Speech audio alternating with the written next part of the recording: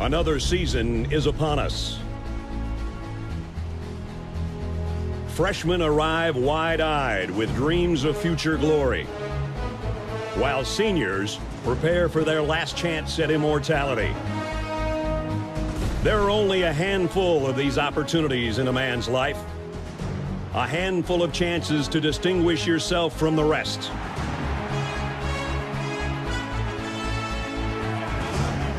It's on these fields where history is made, where legends begin and heroes triumph. Traditions tell the story of what you represent, of those that forge the legacy you uphold. When you come charging out of the tunnel, 100,000 people will be watching your every move. How you respond to that pressure is what defines you. These are the moments that reveal your toughness, your determination, and your pride. The Roughnecks on the Sooner Schooner. Ralphie charging out of the gate. And Chief Osceola planting his spear.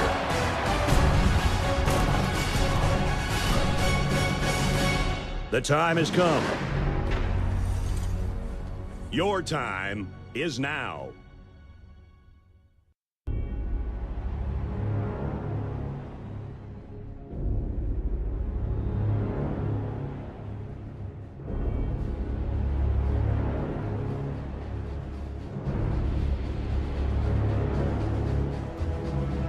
The full spring may only be temporary, but year-round college football coverage, that will always last forever. Welcome back, everybody, to College Football Red Zone, your exclusive home for 7+ hours of commercial-free college football, where your beautiful home in the future that is those Saturdays in the fall. But for right now, we got ourselves a fantastic show tonight, digging deep into the mailbag to answer some of your burning questions. I'm joined by a couple of my co-hosts in Colton over at O&O Sports, as well as the man of the hour, AT from Tampa 2 College Football. How y'all boys doing tonight, man? Couldn't be better. Get to talk college football with my two boys here. So what could be better than this right here? You stole the words right out of my mouth. Yeah. Sport that is truly so amazing that it literally takes the words out of your mouth. So it's so amazing to be part of a sport that is undefeated in the Twitter universe. Our Canadians up north, they found this out the hard way. But for right now, we have a jam-packed show. We got questions about who we think is going to be in that Pac-12 championship. We're going to give our very early gut feelings. We're going to answer that question for you tonight. We also got a really interesting one in terms of best teams to not win a national championship. We certainly have so much more, maybe a little bit of a surprise depending on how things are flowing in the live show, but I'll save that for the very end, just a little bit of a teaser for later. But for right now, hopefully you guys do enjoy the show tonight. If you are tapped in, first of all, you are an A1 since day one, and I truly appreciate that. Make sure you go ahead, hit that like button, hit that subscribe button, or hit that follow button, depending on where you're watching, because this is on multiple platforms right now, because we Gucci like that over here. But in the meantime, we do have to kick things off. And this, to be honest with you, it hit a little bit closer to home, given what happened over the course of the weekend. Rondale Moore, the former Purdue wide receiver, passing away over the course of this weekend at just 25 years old. And, just truly a sad weekend that we had in college football for sure. Just, I know a lot of people were talking about his 2018 game against Ohio State, one of the best teams that was on that field that year. And yet, in spite of that, Rondale Moore, he went off. So I know a lot of people were talking about that game in particular. This hits me hard. And AT, we were kind of talking about it a little bit before the show started. It hits even more as parents. I think about his parents and his family like over the course of the weekend and of course tonight. Yeah, it's tough. It makes you always want to just go and hug your loved ones right away when something like this happens and just talk to your people. I mean, that's really kind of the takeaway is you never know what somebody's going through and what they're struggling with. And You know, you could be at the upper echelon of college football. You can be in the NFL. You can have what seems like everything going for you. It doesn't mean you don't go through struggles. So tough stuff. We hate to hear it. It is always good to reminisce on players like Rondale and get to watch highlights, and you love to talk about these guys and highlight big games they had, like that OSU game. But it sucks to do it in these type of moments. So it was awesome to see all the love he got on Twitter and elsewhere. But it does suck that you have to do it in a situation like this. So definitely praying for his family in this time, no doubt. Yeah, it's definitely a cruel reminder that as much as we get lost in the sauce sometimes, talk negatively towards players and coaches, always want to keep it, in the realm of football. You never know what people are going through. So Exactly. Yeah, absolutely. It's it always hurts, especially like hearing someone as young as he. I mean, this man is just 25 years old, so his life was really just starting. But now especially now as someone that's getting a little bit older, I see like a few of you guys like on here, thinking someone around your guys' age passing away, and it hurting even more so being a parent now and having a son and looking at him, and I cannot imagine the like the pain and suffering that his parents are going through right now, and having to bury their own child is just it truly makes a grown man cry. But he's in a good place now. Join with the likes of like Tyler Trent, and it was nice over the weekend to be able to reminisce about that game, because I remember watching that game live that night, and that Purdue team, it's had its ups and downs as a football program, but on that night, it didn't matter if it was Ohio State or if it was the peak of the Alabama dynasty under Nick Saban. No one was beating that Purdue team on that field of that night with what was going on with Tyler Trent and everything that was going on at the time too. So yeah. I mean, and just because of that performance and what he did that night, Rondale will never die to us, and he will always be remembered for obviously a lot more than that, just that game. But you'll never die when you're a legend like that, and that's a big takeaway from this too, is that it can be sad, but we can still celebrate the time that he was here and the fact that we got to watch him dominate that night. So, yeah, one of the most raw displays of will that I think we've ever seen from a singular player, let alone the Purdue team. He really embodied in that game and throughout his career the spirit of college football. So yes. I'm glad we get to celebrate his life. It is unfortunate, it is tragic, but he will live on just through those moments, through what we remember of him in the sport. Yeah, so I mean, he may not be around anymore from a physical perspective, but something that I've always sat down and thought about, as I've been to like more of celebrations of lives as I've grown a little bit older, is someone truly never dies until you stop talking about him. So hopefully, and I know we've had like some like similar things happen with other college athletes and other young men over the course of this year, that it leads to more serious conversations about mental health. And if you're someone watching right now that is struggling with mental health issues, just know that at the end of the day, like, you are valued more being here on this earth than you without it. Because something that I found in knowing a couple of people in my personal life that contemplated about ending their lives early, is that it truly never takes the pain away. It just passes that pain off to somebody else. So if you are struggling, definitely reach out to somebody that you trust and get that help that you need, because if no one else tells you this, I will let you know this right now. You are loved and you are valued at the end of the day. No doubt. One of those right there. Yeah, loved just as much as the beautiful game of college football, because we are definitely blessed as well to have multiple questions to answer tonight. We may have a reveal of a top 10 reaction of some sorts, depending on how things are flowing tonight. We'll have to see what that entails. But in the meantime, we will go ahead and jump into it here. Yeah, man, shout out to like Rondale Moore. We're thinking about you, man. And we jump into tonight on a lighter note.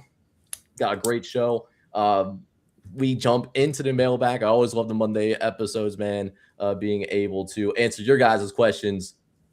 And one of those questions that we do have actually does come from our like our good like friend of the program, longtime listener, second time caller, in TJ Chapman. If we're assuming Boise State is one participant, who will be their opponent in the Pac-12 championship game? So I found this really fascinating, and I want to hear your guys' thoughts first. But for me, just initial thoughts, I think it might be a little bit premature to have Boise State in that Pac-12 title game. I agree with that. I mean, I'm not convinced. Boise State's a good football team. I think they definitely have a chance to run the pack here, but I'm not sure it's a guaranteed, that they're going to be the number one top dog going into next season. I think they've probably got some of the most hype around them, but hype doesn't always translate. So, yeah, it definitely is a little premature to go ahead and chalk that up, especially with teams like Oregon State and Washington State who definitely have been at higher levels than Boise State in recent memory. Not so much. I mean, Oregon State, both teams, Washington State, kind of trash. But with that, either here or neither here nor there, I do think it's a pretty safe bet for it being February. Of all the teams in the Pac-12, I would say Boise State is the most likely, just because we've seen them in the MAC or the Mountain West, not the MAC, sorry, the Mountain West title game the past 2 years. It could translate. I agree it is a little premature, but if we're taking our shots in February, probably the safest bet, in my opinion. So I really thought about this. So I know last year we saw this Boise State football team end up winning the Mountain West title. But the path that they got there was really interesting, right? So they did lose last year to a couple of teams that is in this reborn Pac-12 conference, whether it be, San Diego State in a close defensive battle, like the Aztecs being able to pull that off, 17-7 being that final score. And then my other thing as well is I saw this Fresno State team blow them out on the field as well. I know that comes with a little bit of a different context, Boise State being a little bit banged up, but at the same time, being able to blow somebody out and really provide them that BTA treatment, it just goes to show that Boise State is certainly not invincible by any means. And another reason for that is how they got into that Mountain West title game was they got in virtuous of the tiebreakers. And the tiebreakers essentially came down to, what does the computer model think are the two best teams in the conference? And so in the context of using power ratings, I thought they got it right with UNLV and Boise State getting in. But now that we have a round robin situation, there is truly nowhere to hide. You cannot duck anybody in this conference at any given time, given that everyone does play everybody at some point over the course of the conference season. And then I also look at teams like Fresno State and San Diego State. I think both of those teams are very good teams. Fresno State in particular didn't lose anybody in the transfer portal, so they're going to be returning a pretty good football team in their own right. And then I talked about Texas State a couple of weeks ago, them being a sweeper with the offensive firepower that they bring in as well. So one team that I think could make a run that I don't think is talked about is Texas State. I really love this Bobcats football team. You know what? I'm gonna lock it in here in February. If it as a gut check, give me Texas State in the Pac-12 championship. Don't know if they host, but I'll put my faith behind the Bobcats. I respect that. GJ Kinney, definitely a guy who's made his name in other places, formerly the Sun Belt. It'll be interesting to see what the travel does for a lot of these teams. I know we just saw Sacramento State join the MAC, and that's kind of the same thing where they're having to fly everywhere. It'll be interesting, obviously, to see how they factor in being obviously not a part of the traditional Pac-12 geography. In terms of teams that I think could be in the mix for the Pac-12 this year, Colorado State with Jim Mora is interesting. Obviously, it would take a Dan Mullen-esque performance from Mr. Mora. I'm not sure if they're completely built to have that kind of performance just yet. UNLV brought in a ton of transfers. I mean, Colorado State, they do as well, but they do lose a few key pieces like their quarterback, Braden Fowler Nicolosi. Another team I'm here. San Diego State, as we see. It might be biased because I am here. They are the athletic director, the team. They're in my ear saying they're going to win it all next year. But San Diego State, definitely a team to watch out for, in my opinion. Sean Lewis, one of the biggest Deion Sanders fumbles, but we don't have to get into that. Sean Lewis is a great coach. We saw, obviously, in year one, they had their struggles. In year two, they looked very, very good. Obviously, lose their defensive coordinator this year, lose a few key pieces. But for a lot of these group of 5 teams, it's more about just getting as much as you can in, stabilizing as much as possible, because with, transfer portal NIL, it's hard to retain a lot of talent at that level. It obviously, the group of 5 is a lot harder to predict, but San Diego State's been a team, in my opinion, that for the past couple of years, they've been built to take that next step, especially this year.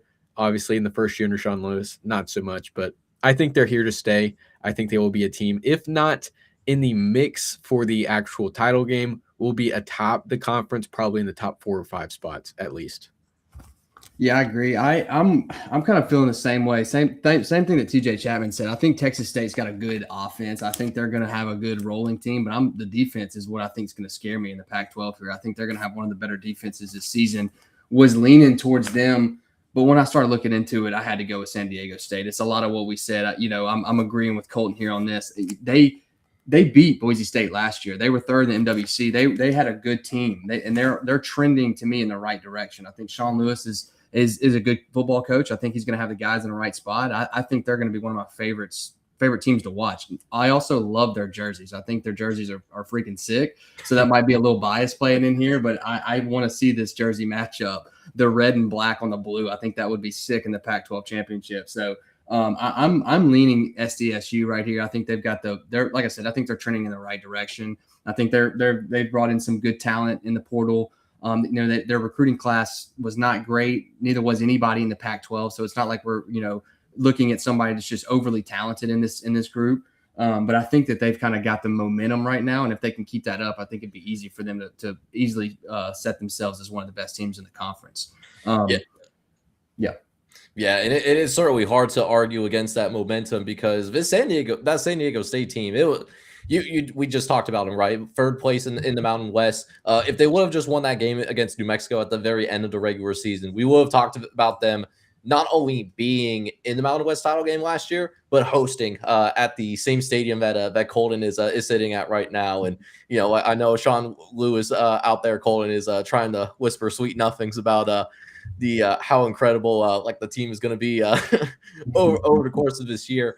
And Sean Lewis, he is an underrated head coach. I will say that about him. This was a guy, but prior to him even taking that offensive coordinator job briefly at Colorado, he was the head coach at Kent State. He found a way to win at Kent State, which given historically what we've seen, at least in my lifetime, how hard it is to win at Kent State, that's extremely impressive for Sean Lewis. So he's a very accomplished G5 head coach. I definitely want to give him his flowers.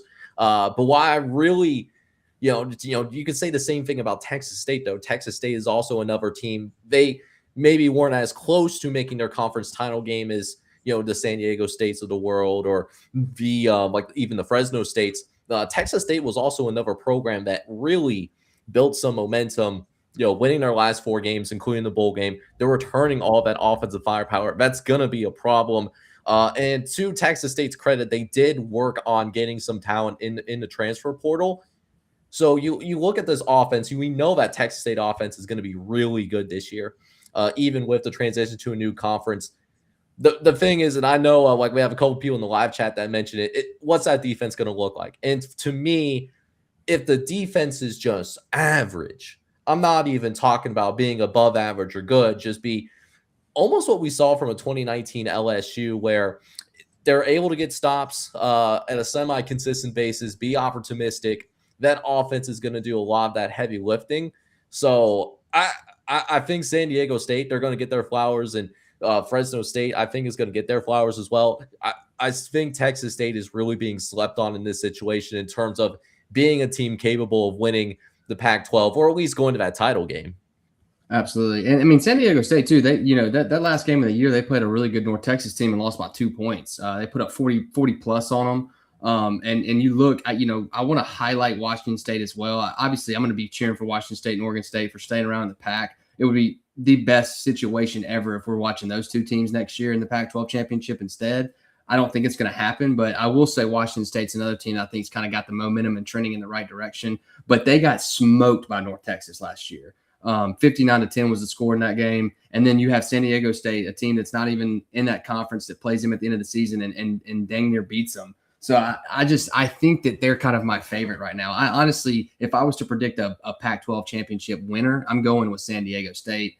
But I do think Washington State's another team to watch because I feel like we're kind of overlooking them. And at the end of the year, last year, I think they lost to Virginia by like 2 points kind of late in the season. They played a Ole Miss team that was good and took them to the wire, lost by 3 to that team. So, it's not like they're a team that we should just easily overlook either because, they've been there. They've been around the Pac-12. They know how to do it.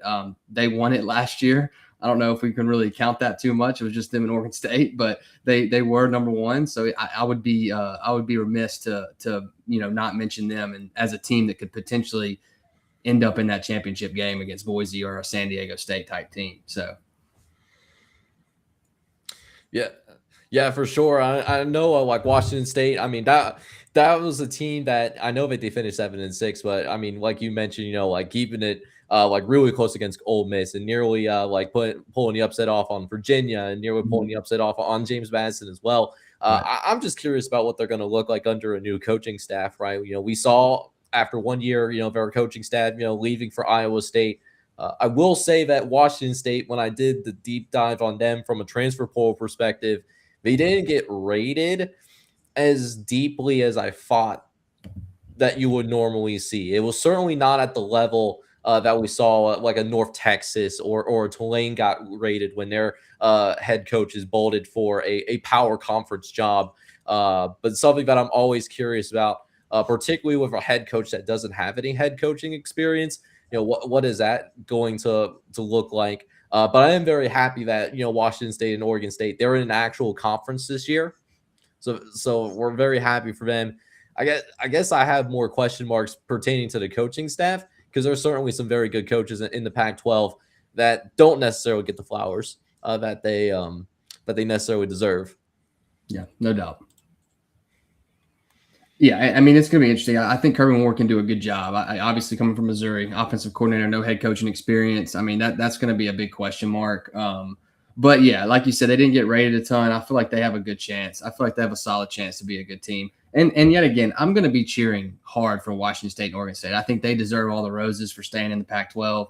I'm no bones about it. You guys know who I want in the Pac-12 championship next year, even though I don't necessarily think that's the way it's going to end up. So.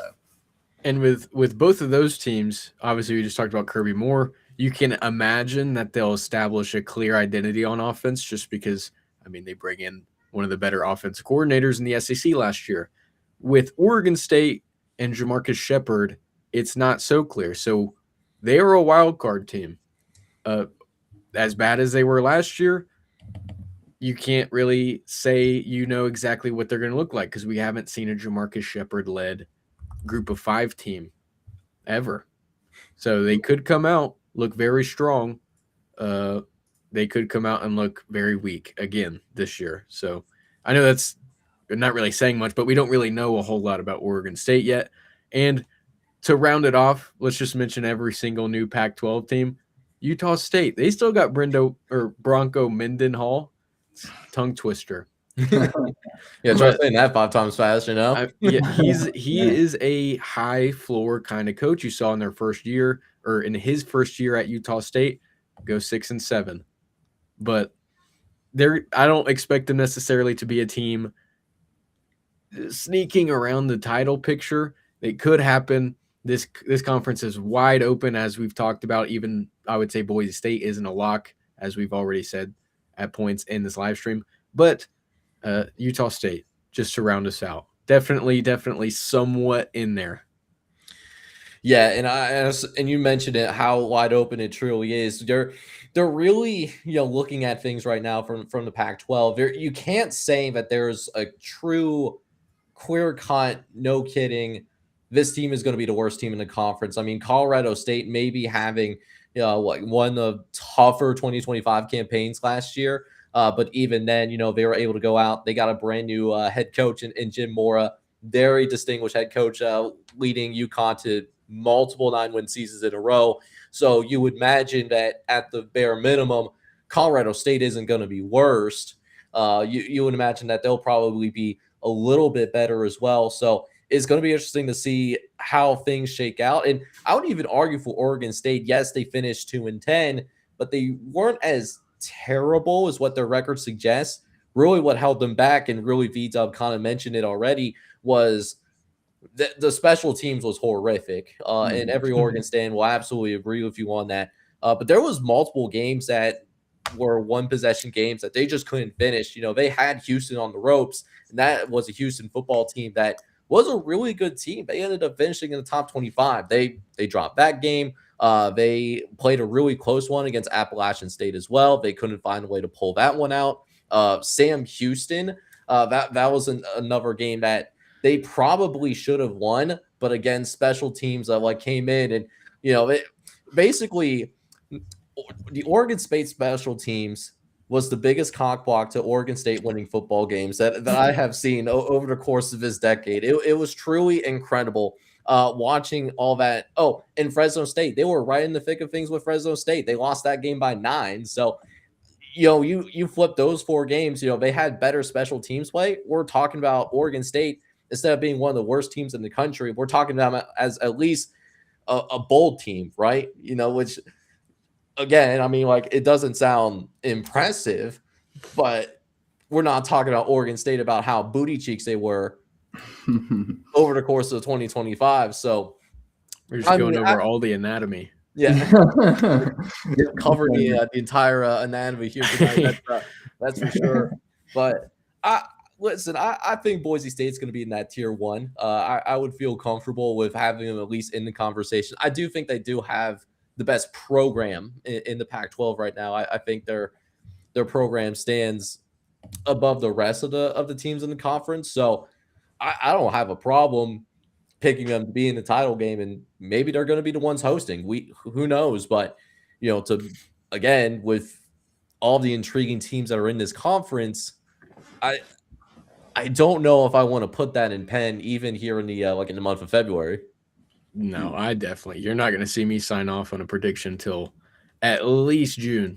Yeah, for sure. It's going to be tough. It's tough to tell. And yet again, Oregon State did beat Washington State last year. They got routed in the actual Pac-12 championship game, but during the regular season, they did win that game by 3 points. So, they're a team. I'm a big Beaver guy. I think I've said it several times on here. I had them in a dynasty a couple years ago. I hated the way that they were just destroyed after the whole Pac-12 fell apart. They were actually trending in the right direction, winning several games a year, and then it just feels like after Pac-12 kind of broke down, they kind of got the real shit into the stick, to be honest, and I hate it for them. So I'm excited to watch them, and I really hope they can get it together and start winning some games. That would be awesome to watch the orange and black be good up there in the Northeast again, or Northwest. Sorry.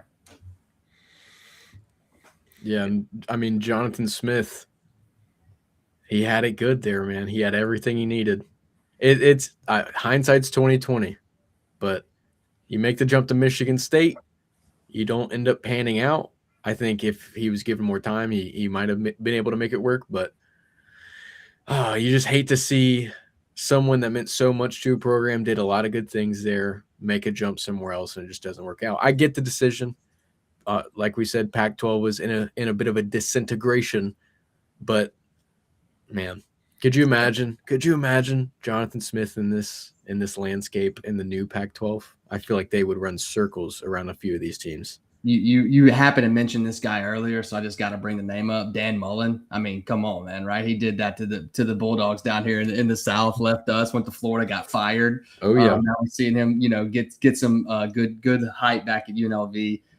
But yeah, we're gonna have to. It sucks to watch these guys leave a good thing for what they think is the greener grass, and as we know, it's not always green on the other side. So yeah, and that applies to not just specific coaches. That also applies to your teams as a whole. Like UCLA, and for example, perfect example of that. Talking about playing a 9 a.m. body clock game out on the East Coast. That is a perfect example of that. Now, Oregon, Washington, and USC, because they're a little bit bigger brands, they're doing a little bit better. But at Stanford, you think they would prefer collectively to be in the old Pac-12 and what they got going on in the ACC right now with, again, like a body clock and losing some of that like identity as well, which is something that I know that we talked about whenever we saw North Dakota State make the jump and Sacramento State make that jump as well, losing that physical identity. But yeah, it's going to be, we're going to get to a point later as we start to see spring football roll around and we start to see some of these spring games come into fruition, how we're going to go about ranking these Pac-12 teams when those first look rankings come out. It's, besides maybe like Boise State, San Diego State, and a couple others, random number generator. And Sure. It could be justified. Definitely. But you could absolutely also justify, because we have a hopping live show tonight. Appreciate everyone coming through and watching. If you're enjoying yourself, hit that damn like button. Hit that damn subscribe button. Or if you're watching this on a different platform, hit the follow buttons over there, man. It would warm my cold dead heart. He's fine because he's in an extremely warm environment. As you can see from Colin's backdrop. AT, like he was just freezing. So, make sure to warm up his like cold dead heart as well. Mm-hmm. Just hit that like button. It just takes a moment. Got an interesting one that we also had as well. This comes from our guy, Coach Cam Vetty. Again, long-time listener, second-time caller, I would say. Never heard anyone talk about national championship runners-up. I'll be interested to see who you all think are the best almost national champions. USC in the Rose Bowl, that's my take. Listen, that 2006 USC team, that was a really good football team. And, that USC-Texas game in the Rose Bowl, probably one of the greatest games that I've ever watched in my lifetime. But when I thought about this question, I didn't think about 2006 USC first. I actually thought about 2001 Miami. That 2001 Miami team. If y'all never watched the U documentaries, both part 1 and part 2, that 2001 Miami team was nasty, filled with future NFL players. They were so good that if all of their starters got hurt and they played just their backups for the entire year, their backups would still make a bowl game, which even in that era where you can stack talent a little bit easier, being able to do that and you can say comfortably that your team can make a bowl game with your backup players, that's absolutely incredible. And we talked about how Indiana was a somewhat comfortable favorite in this national championship game against this year's Miami team. At the time, like that 2001 Miami Hurricanes team against Ohio State, they were a double-digit favorite in the national championship game. Okay, it was a minor miracle that Ohio State won that 2001 national championship title. So, for me, it feels almost clear cut. I got to roll with 2001 Miami here. Yeah, that's a great answer. But obviously, the 06 USC team, that's when that's like my first memory of college football, if I'm being honest. Watching that game, watching Vince Young run it in at the end and score that touchdown. I mean, I'll never forget that. It's etched into my brain from when that happened. And I was a kid and I didn't even really understand what was going on. They were in the Rose Bowl, which is obviously iconic. And here we are watching, Matt Leinart and Reggie Bush and some of the greats do it. It was awesome. That's like literally my first memory. So it's hard for me to go away from that team. This was a fantastic question, just to say that. This is the type of things that gets the juices flowing. It gets you looking back at old teams that you forgot about. And I love these type of questions when we're talking college football, because there's so many different teams. When I started looking into this, and I was like, oh my God, I forgot about this team and these guys and these. But where I ended up landing on, simply because yet another moment that's etched into my brain forever when it comes to college football, is that 2017 Georgia Bulldog football team that lost to Bama. After you have Jalen Hurts get subbed out at halftime, Tua comes in, throws that crazy touchdown at the end of the game. Me and my buddies were watching that at my house in Starkville, Mississippi, and we just ran out the door because we didn't know what else to do. Because what do you do when you have a true freshman come in that you've never heard of with a last name that we couldn't pronounce, and he throws a crazy touchdown? What a game. And we're talking about guys like Roquan Smith, Nick Chubb, Miko Hardman was on that team. You also had Sonny Mitchell. And then also you had Jake Fromm as a quarterback. I mean, what an absolute star-studded team that didn't win a national championship. I think to me that's probably the best. And it may be a little recency bias, but the best team I've seen that lost the national championship, and in a crazy way. Just absolute insane ending there. So that's where I'm going to land, is that 2017 Georgia Bulldog football team that lost that championship to Bama in OT. Yeah. Actually, a funny story about that one. 2016, I believe, one of my friends who is a Georgia fan bet me that the following year Georgia would win the national championship. And this was coming off a 8-5 run under Kirby Smart's first year. So I'm thinking, no chance. And I'm a teenager at this point. I don't know any better. And it took that play, that throw, to save me from having to owe this. Oh, I hated this kid. I hated this. He was my friend, but he would not let me hear all year long. That 100's mine. So that game brings up a lot of good memories, but it also brings up a lot of angst. I also forgot to bring up the GOAT himself, Rodrigo Blankenship, was on that team. Oh, yeah. Somebody sign him. I follow him on, I think, Instagram, and he does every single this past NFL season, does every single kick, the longest kick. I think he does the 3 longest kicks every single week, nails all of them. Someone sign him. I'm surprised he's not on a team. Definitely get on a XFL team or whatever, USFL team if you can. I don't know why he's not on it. Listen, my Columbus Aviators would gladly take Rodrigo Blankenship onto the UFL squad. It really, and that's really what makes football so special, right? We have human beings like Rodrigo Blankenship who are just very intriguing people to follow, like not just from a football perspective, but also from a personality perspective. And then on the opposite end of the spectrum, we also have, very physically gifted athletes like DK Metcalf. Just like those two sharing the field at the same time is always going to be objectively hilarious to me. We got a really good one here in the live chat as well, and I wanted to get your guys' thoughts on this. Another one to think about is a 2010 Oregon team that lost to Auburn. I mean, that was certainly a really special team to watch. Maybe a team that not as many people got to watch because it's a West Coast team, so not as many people are. They say they love Pac-12 after dark, but are they really ready for Pac-12 after dark? When the chips are down, so that 2010 Oregon football team was really good as well. Yeah, that's a crazy pool, TJ, because I had them written down as well. I remember watching that game and I was pulling hard for Oregon. I know that might be crazy, SEC guy. For some reason, everybody thinks SEC fans just pull for other SEC teams. I was pulling so hard for Oregon that year. I wanted to see Cam get beat, but didn't get to watch it happen. So that was a good team. Great team. Great pool right there, TJ, no doubt. And it's interesting that we bring up Oregon because my pick, and this is a little bit of a reach. I had 2014 Oregon, aka the team that Ezekiel Elliott killed, because that national championship game was insane. They obviously lose big.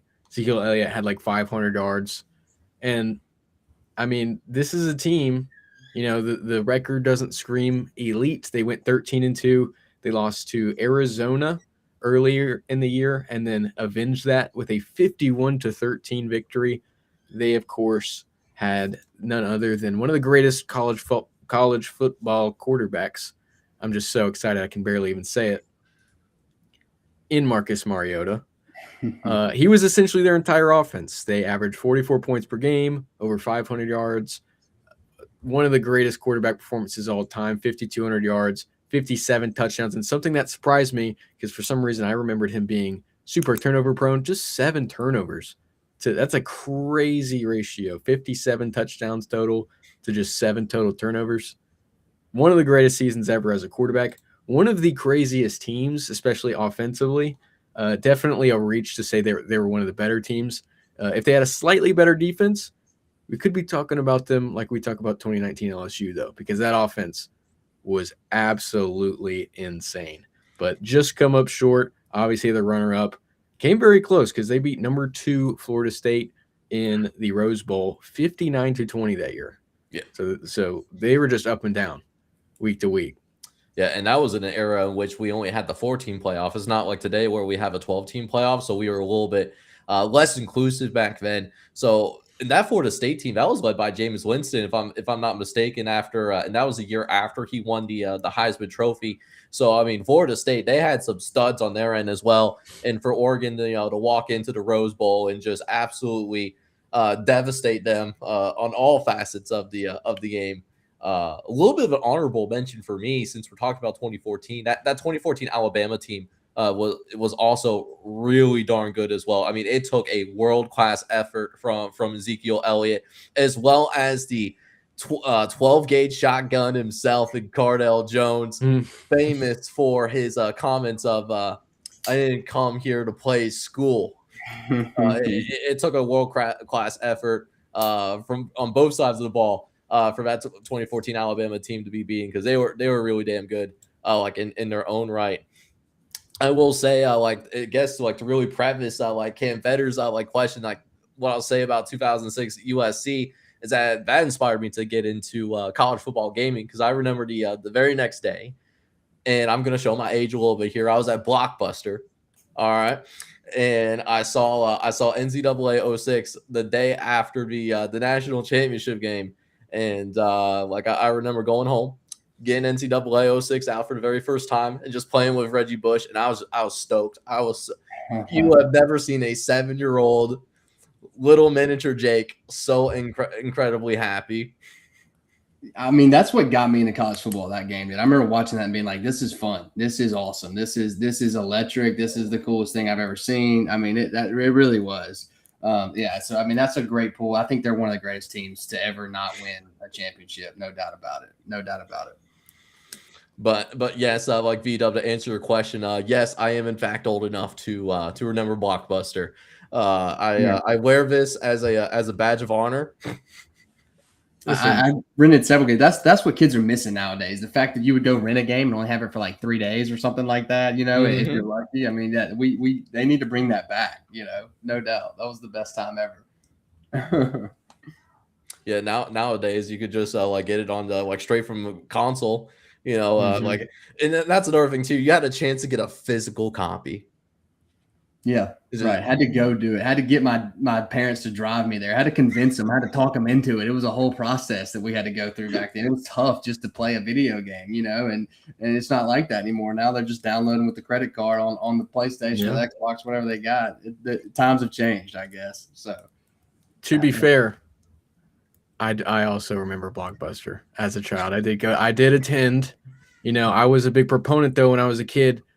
This is a throwback, but GameFly got those commercials like, Mom, they mail them to you. You don't even have to go. I was a big GameFly advocate, but I definitely do remember the Blockbuster days.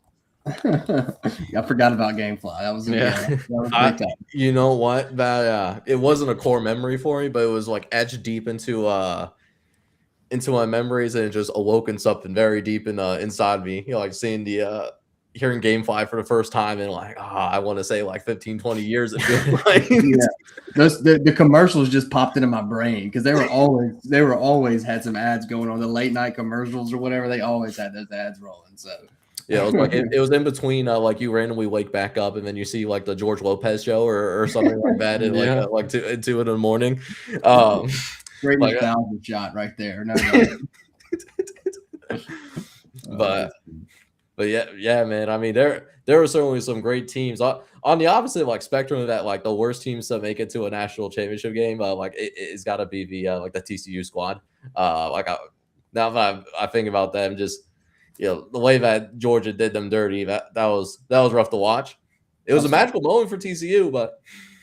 That was tough. Yeah. Notre Dame that one year too, when they got smacked by Bama. If we remember that was tough too. I think that was even when they had Manti Te'o. That was a rough one. There's been a couple. There's been less of those, and there have been great teams. But yeah, the TCU one was just absolutely brutal. Not even good television that night. Not at all. Yeah, man, we are having a fantastic time on the show tonight. I appreciate all you guys like coming through here and having yourself a great old time. If you have not hit that like button and hit that subscribe button, please do. It only takes a moment. It'll warm my cold dead heart. And we also have are out on Twitch. We're on Twitter as well. Definitely follow us on those other platforms as well. And you could follow these two guys. Their social media stuff, like you can see it in the little blue boxes. I don't have it for me because this is my brand, so it's I don't need to do that kind of stuff. But for them, like definitely make sure you check them out. They got some really good content on multiple platforms as well. That being said, since we are we still less than an hour, and I did mention we're going to be a little bit jam packed. Colin, I know we were talking about this right before the show started.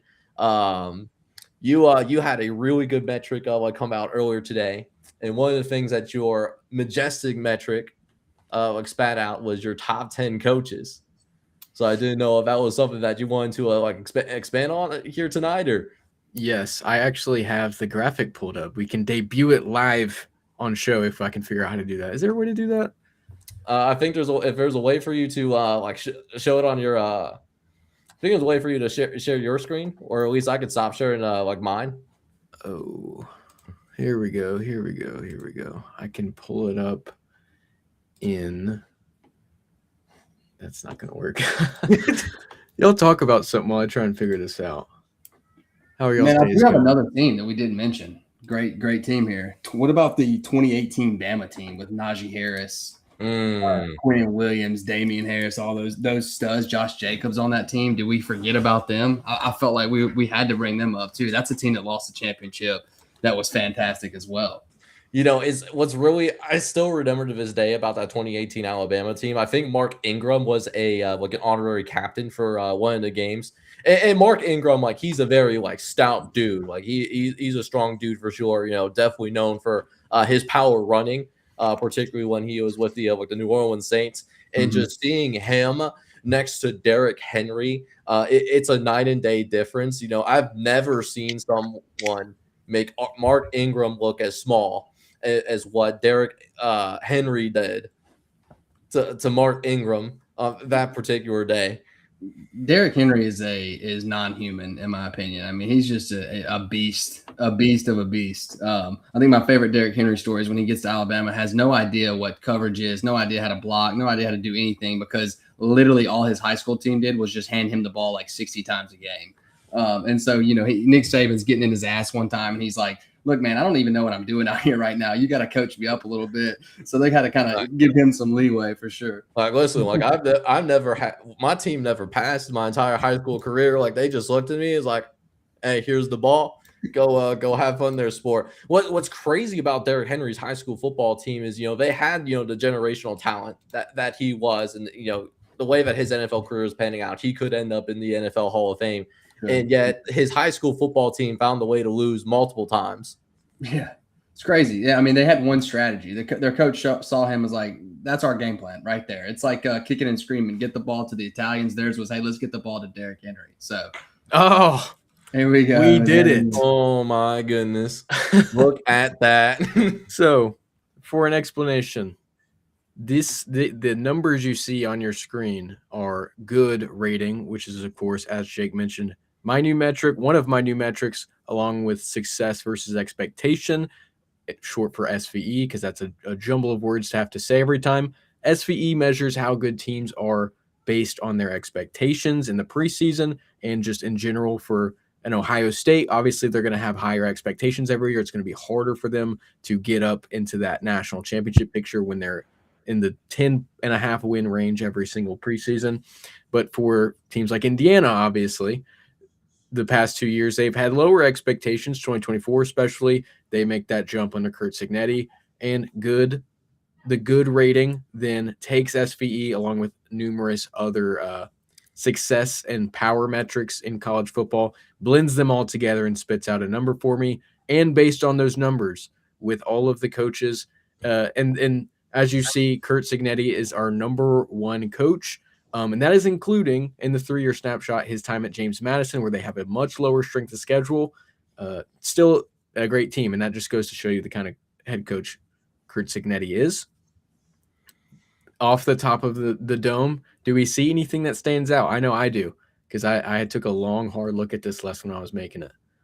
Yeah, so I'm certainly not surprised to see like Kirk Cincinnati as number one based upon what you were saying. I mean, we're talking about someone that took over an Indiana program that has been legitimate poverty, like over the course of not only my lifetime, but really talking about the story of college football. You know, coming into this season, Indiana was number one in the country at the FBS level in terms of number of losses. So I'm not surprised at all seeing Kirk Cincinnati at number one, given that he did lead that Indiana football team to a national championship.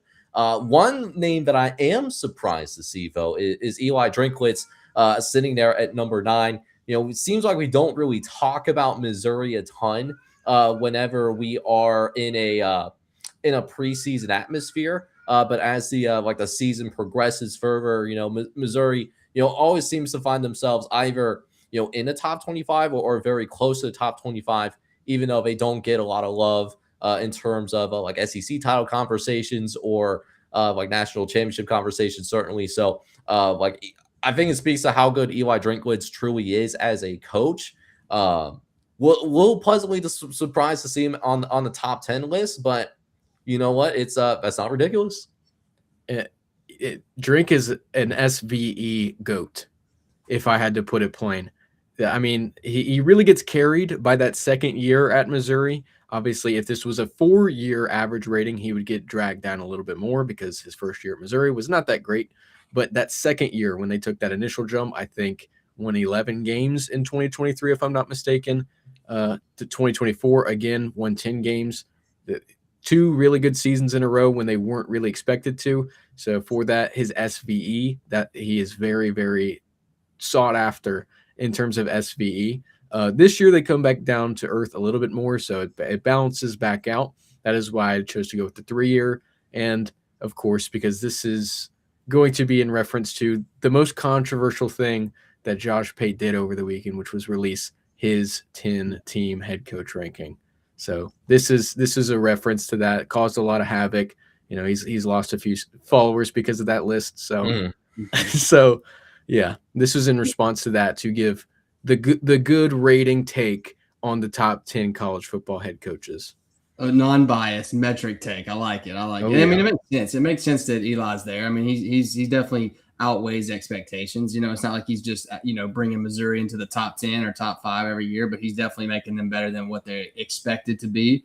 One name that I think is kind of surprising is Kirby Smart sitting at number 4. I think he might be I don't know what the word I'm looking for is. He kind of is killed by his own success, right? Because he's been so successful the last couple of years that Georgia now is expected to be very successful, but that's really only because Kirby Smart was so successful at Georgia. And I think that he's kind of a killer of his own metric here, because he's done so well that they're expected to be better, which now obviously lays him down because they have such high expectations. That rating kind of, I think, messes him up a little bit. But obviously his good rating is probably insanely high. I think he's one of the best coaches in the game. And I mean, he's still top 5. So it's not like he's just super far down the list. But, you know, in my own mind, I'd have him above probably everybody. I think he's probably my favorite coach. I think he's the best in the game right now. So, but it makes sense. It makes sense based off the metric here why he's not number 1, because he is, you know, Georgia's expected to be number 1, number 2 team in the country every single year, fighting for a national championship. So his expectations are incredibly high. So, it makes sense. It makes total sense why he's where he is. But it's just kind of interesting to see that he's kind of his own reason for being a little bit lower down on the list, I guess. Yeah, and I think I would certainly, you know, looking at it, if it was me putting together my own like head coaching list, I would certainly have Kirby Smart ahead of Dan Lanning, just given like not only what he's accomplished over the course of the regular season, but I think Kirby Smart has done a better job over the last few years preparing for playoff game opportunities. I know that like both times, like in the last couple of years, Georgia has been a one and done, but Georgia at the very least has been, you know, generally more competitive in their games. You know, we don't see Georgia getting just absolutely blown out or getting absolutely crushed on national television, where, you know, like for Dan Lanning, and I know Dan Lanning, he's doing a tremendous job building at his program at Eugene. They're continuing to get more physical and really building a like almost an SEC style program, except in the Pacific Northwest, so to speak. But we have seen in the last couple of years Dan Lanning get blown out in the college football playoff, whether it was Ohio State in 2024 or like Indiana this past season, getting worked by Kirk Cinetti. So from that standpoint, if I was to make any changes, I would personally have Kirby Smart ahead of Dan Lanning because of that. But hey, I mean, I can't argue with the good rating. Like other than that, though, really don't see anything else that really like jumps out at me, both from like what I'm pleasantly surprised about, as well as one thing that does jump out to me is that you see those top 5 head coaches. They're all kind of jumbled into a nice little 50, mid-50s rating. And then you get to 6. So what you guys are talking about with Kirby Smart probably being ahead of Dan Lanning, I mean, he's right there with him.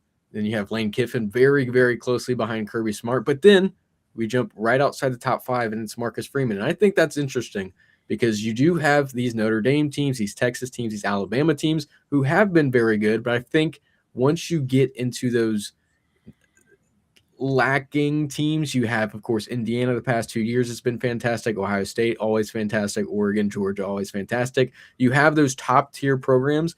And then you get into the some teams lack in this area. Notre Dame, it's specifically the strength of schedule, which is what brings them down every year because obviously they've had some very good years under Marcus Freeman. Sarkisian, he's had some up and downs, was a playoff team in 2023 and 4, but this year fall off a little bit, brings that rating down. Kalen DeBoer underperformed a little bit towards Alabama expectations.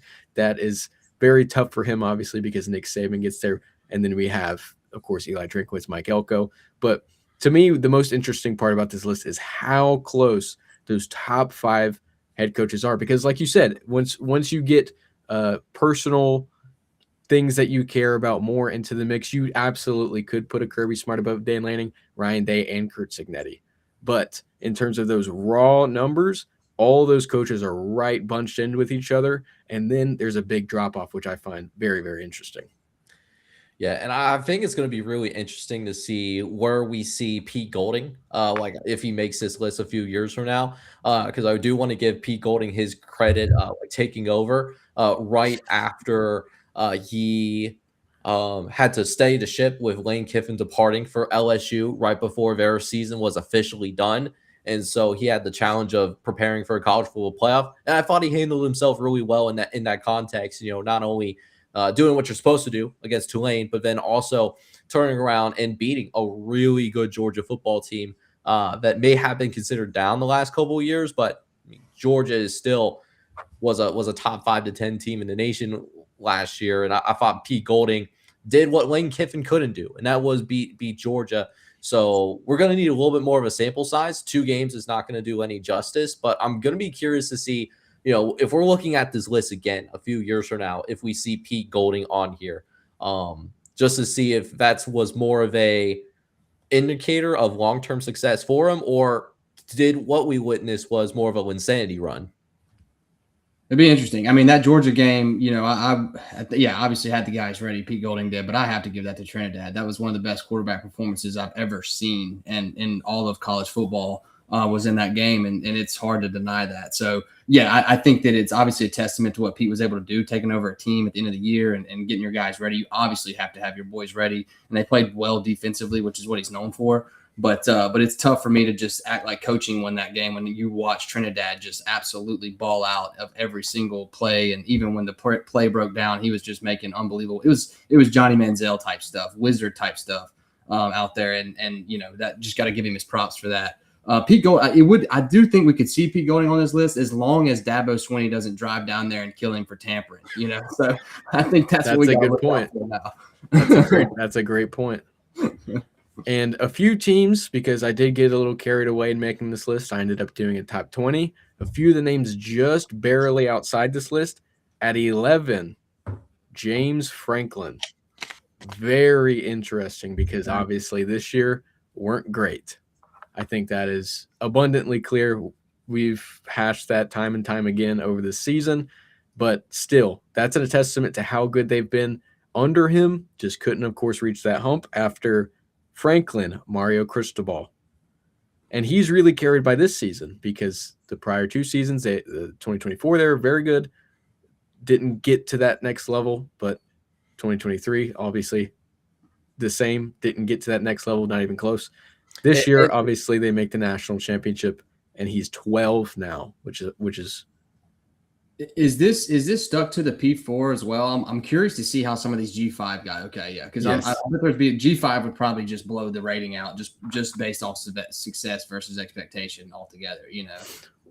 Well, it is adjusted with strength of schedule, so it does bring that down a heavy amount. I did take Signetti's last year from James Madison in 2023 to factor that into his rating on this list, and I will say his was pretty high for a G5. So the next obvious step is to incorporate G5. I just figured to get this set in stone, Power 4.